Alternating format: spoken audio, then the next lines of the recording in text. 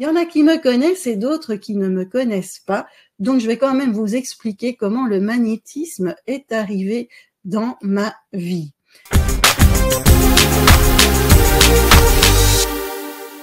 Je pense que vous le savez, je m'appelle Chantal.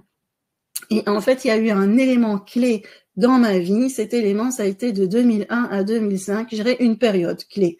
C'est une période qui a été très, très, très sombre. Ma vie, elle n'a pas été très jolie, mais de 2001 à 2005, c'était, on va dire, la goutte qui a fait déborder le vase. Je vivais le harcèlement au travail, c'est-à-dire que j'étais, enfin pas c'est-à-dire, vous connaissez ce que c'est que le harcèlement, mais j'étais technicienne de laboratoire, donc moi je suis côté scientifique au départ. J'étais épuisée puisque c'est le moment où je suis devenue maman aussi et mes enfants ont été très très très malades et donc je me retrouvais dans un cercle vicieux et je voyais tout en noir. Je me suis remise en question, il s'est passé plein de choses et j'ai décidé de me réorienter et j'ai commencé à faire une formation en naturopathie que je n'ai jamais terminée parce que j'ai commencé par les cours de bioénergétique. Et la bioénergétique, c'est l'analyse des énergies de notre corps. On m'a parlé de yin, de yang, on m'a parlé des chakras, des méridiens. Je comprenais pas tout au début parce que c'était tout nouveau pour moi. Et après, j'ai suivi des cours de géobiologie qui sont l'étude l'analyse des énergies dans les maisons.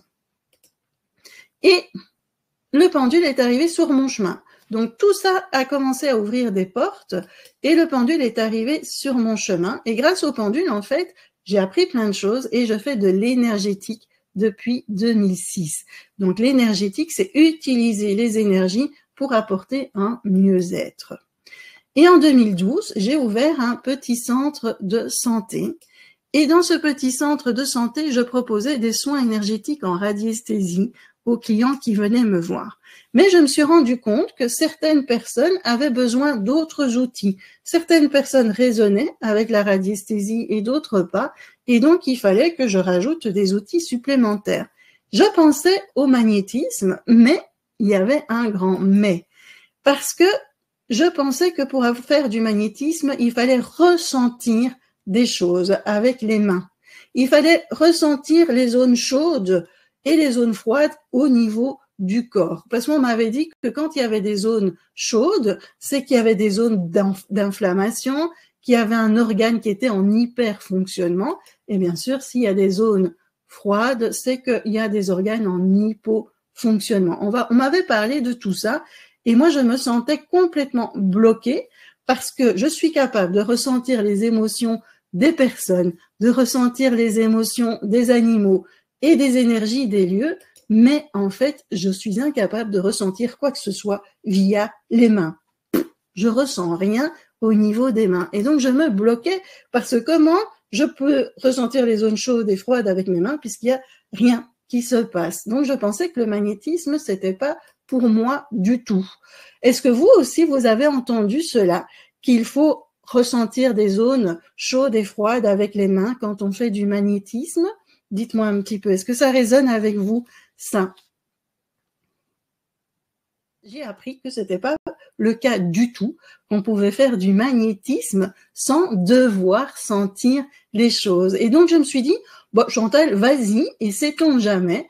Et je me suis lancée et je suis partie à Paris pendant 3 semaines pour apprendre une technique qui utilise tout à fait autre chose que le ressenti.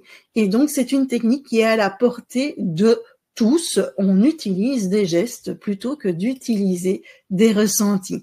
À l'aide des gestes, on va arriver à faire du magnétisme sans avoir besoin de ressentir du chaud et du froid. Et ça, c'est génial parce que cette technique, elle est vraiment à la portée de tous et je l'utilise tout le temps et on l'a utilisé quand j'ai proposé un stage dans le désert au mois d'octobre 2023. Je vous explique.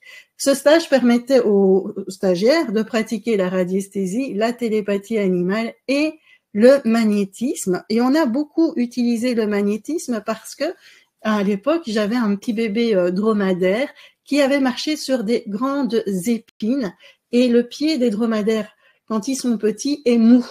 Donc l'épine, elle s'est enfoncée très très loin et ça peut être mortel pour les dromadaires.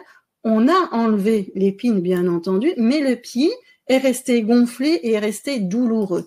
Et donc là, il y avait un petit dromadaire que vous voyez là, qui marchait en fait sur 3 pattes. Là, mes stagiaires ont fait un soin en magnétisme et le lendemain, on n'avait rien dit puisqu'on a fait ça dans le cadre du stage, on va dire à l'abri des regards des autres. Et en fait, dès le lendemain, la personne qui s'occupait du bébé m'a dit, mais enfin, il y a quelque chose qui a changé, il ne boite plus. Et c'est vrai, le bébé ne boitait plus, il arrivait même à courir et il arrivait même à aller embêter les autres bébés. Donc, c'était super efficace. Ce bébé a pu être soulagé et maintenant son pied et alors, je ne vais pas dire je vais dire quand même que le pied est encore un peu déformé puisqu'il a vécu quelque chose, mais il n'y a plus de douleur et donc il peut grandir en pleine santé, on va dire.